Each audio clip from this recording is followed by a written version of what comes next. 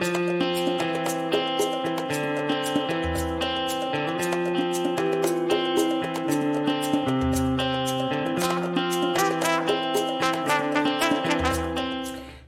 to Curious Classroom Adventures for another math game.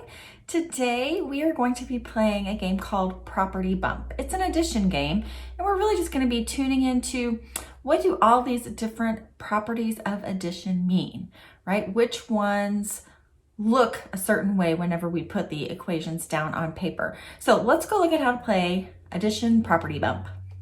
To play this game, you're going to need a partner. You're going to need this property bump board for properties of addition.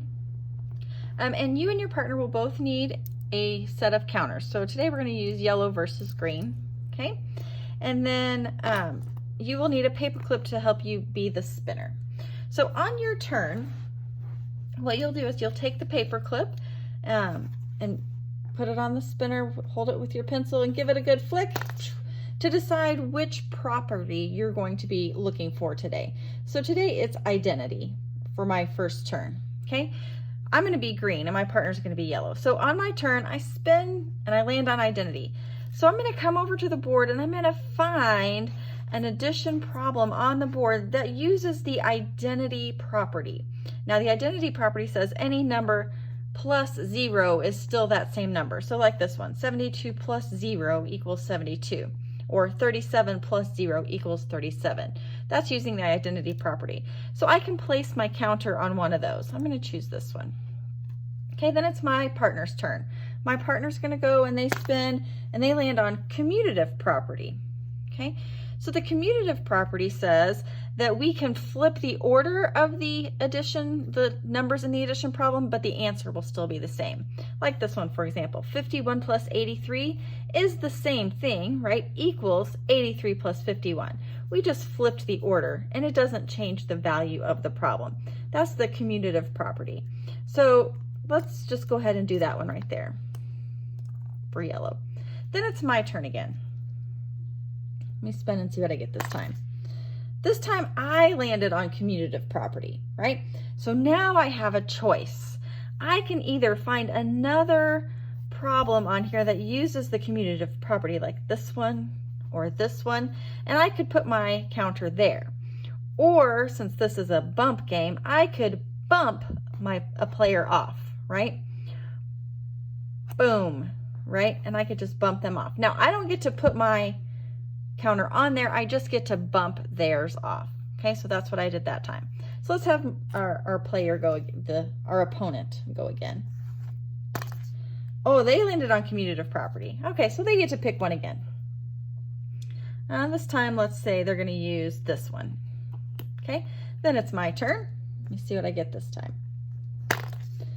Ooh, identity property. Now I have an option.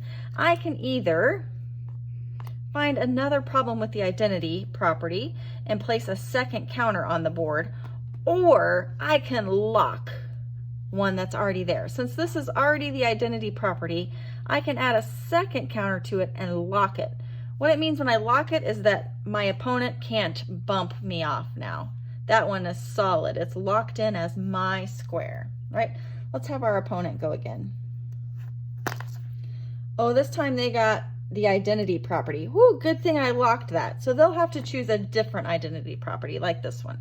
28 plus 0 equals 28. That's still the identity property, okay?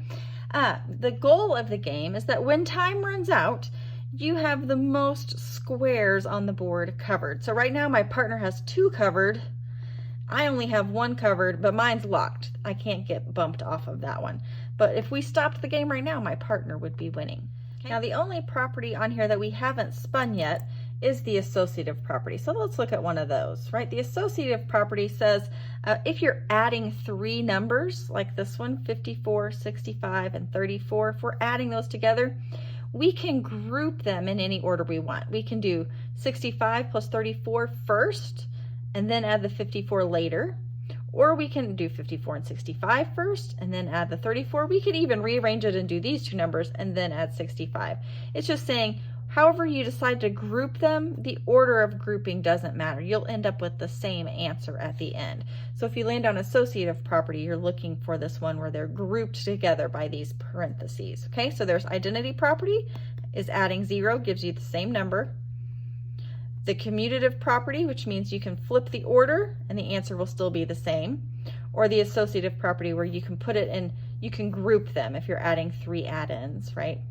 And then it doesn't matter which ones you group first. Those are the 3 properties. So continue playing bump until time runs out, and whoever has the most squares, or most rectangles in this case, covered at the end of the game is the winner. So right now, if we stopped, my partner has 2 rectangles covered. I only have this one covered. Now the one I have covered is locked. My partner can't bump me off of that. That's good news. But if we stopped the game right now, they would actually have 2 covered and I would only have 1, right? So on my next turn, I would want to make sure I either bumped one of theirs or added another square to mine, right? So keep playing until time runs out, until the board is covered. When you get to the end, see who has the most rectangles covered, and that is the winner. Enjoy playing Property Bump.